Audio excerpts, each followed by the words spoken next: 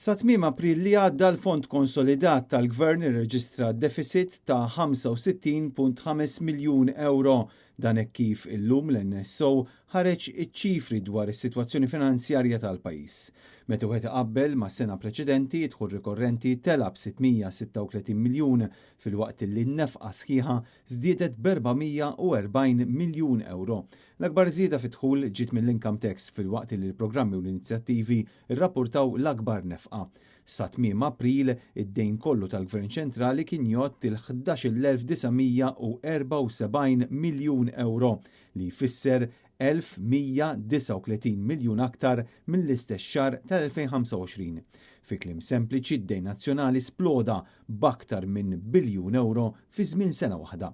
Li max fuq id-dejn pubbliku laħħaq il-105 miljuni, żieda ta' 10.7 miljun euro meta mqabbel mas-sena preċedenti.